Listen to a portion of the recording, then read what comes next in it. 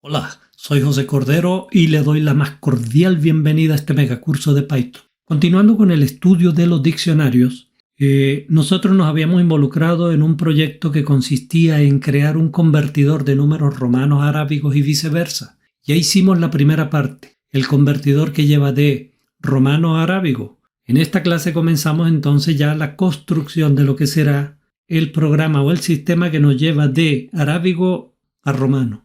Pero nos habían dicho en clases anteriores que antes de comenzar a programar cualquier proceso manual, nosotros debemos pasar por una fase de análisis. Para ello voy a mostrarles unas láminas. En el mundo del desarrollo de software existe un modelo fundamental que se conoce como entrada, proceso y salida. Ese es el modelo básico de procesamiento de datos. Y aunque se ve básico, realmente esto es piedra angular de cualquier construcción de software, quiero decir.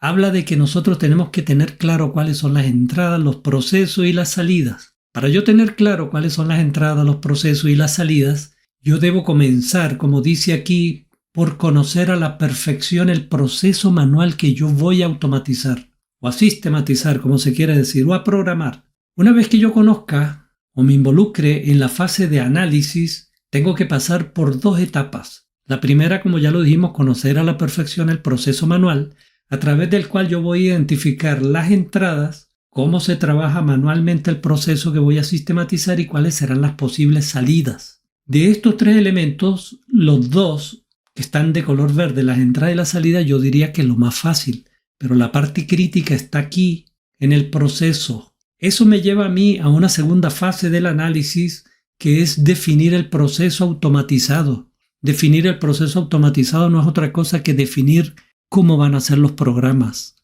cómo los voy a enfocar. ¿Cuáles programas? Pues los programas que convertirán, faltó la N, las entradas en salidas. Entonces, en conclusión, debemos conocer las entradas, debemos conocer las salidas, debemos conocer el proceso manual y después abocarnos a un segundo proceso, pero ya en este caso automatizado.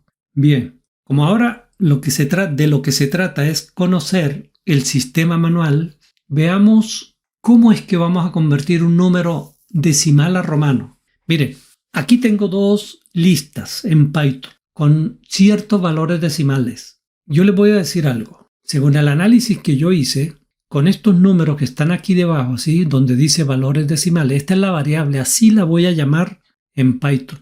Con estos valores decimales que están aquí, créanme que yo puedo construir cualquier valor que esté entre 1 y 3.999. ¿Por qué no podemos trabajar con 4.000 hacia arriba? Porque ahí la numeración cambia. Bien, y una vez que he definido los valores decimales, yo coloco los correspondientes romanos. Para 1000 M, para 900 M y así sucesivamente. Ustedes se preguntarán por qué tomé estos números y dejé otros por fuera. ¿Por qué no tomé, por ejemplo, el 2, el 3, el 7, el 13, el 46, el 98 y así sucesivamente? Y les voy a explicar por qué. Si yo tengo el 1, por ejemplo, para sacar el 2 y el 3, observen aquí en la tabla, yo puedo colocar 2 veces la I y obtengo el 2, 3 veces la I y obtengo el 3, pero yo no puedo colocar 4 veces la I. Por lo tanto, ahí aparece un nuevo número y un nuevo valor, en romano quiero decir, que es el 4. Esa es la forma de representar el 4, es decir, la I precediendo a la V. Luego viene el 5, que está dentro de los básicos. Si ustedes observan, lo que está en color azul son los símbolos básicos, los que aprendimos al inicio. Ahora yo incorporé otros y estoy explicando por qué lo hice. Entonces, bueno, ya íbamos por el 4 con el 5, la V. ¿Por qué no está el 6, 7 y 8? Porque mire, por ejemplo, el 8 aquí, yo lo puedo obtener con el 5 y 3 veces la I, sencillamente. ¿Por qué no está el 17? Porque el 17 lo puedo obtener con los números que ya mencioné. Por ejemplo, 17 es 10, 15 y 2, 17. ¿Por qué no aparece el 28? Porque 28 se puede calcular o escribir con lo que ya tenemos, con lo que ya hemos visto. Por ejemplo, 2 veces la X, 20, 25, 28.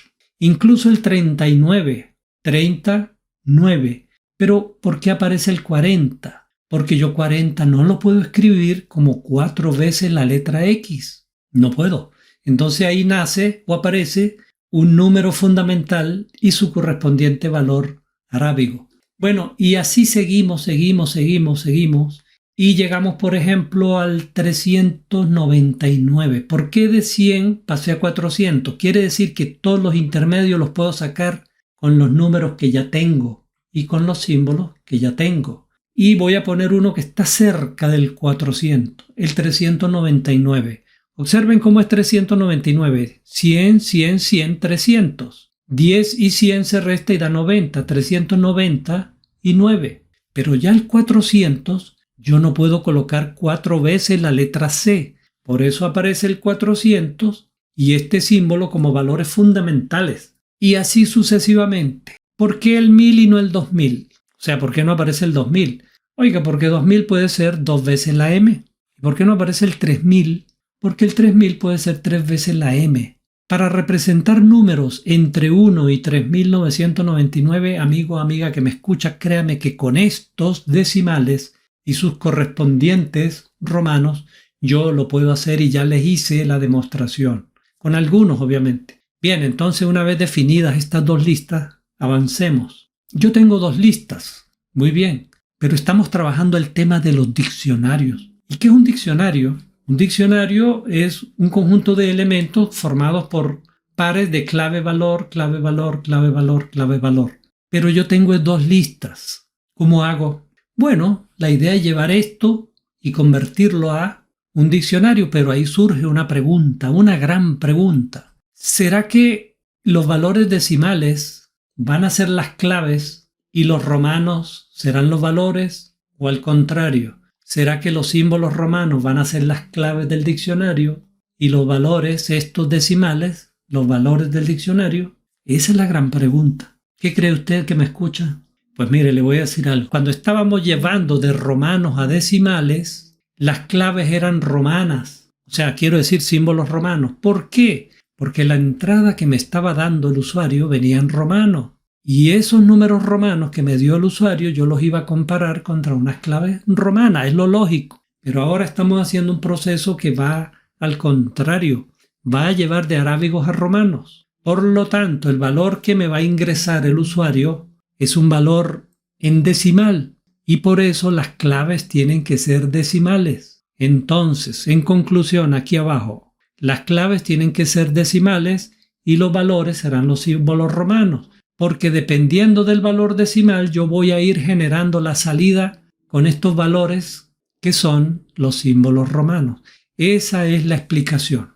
Bueno, entonces para no alargar tanto el video, este concluye aquí y en el otro vamos a hacer la segunda fase de análisis y directamente el programa. Muchísimas gracias por su atención y nos vemos en la siguiente clase.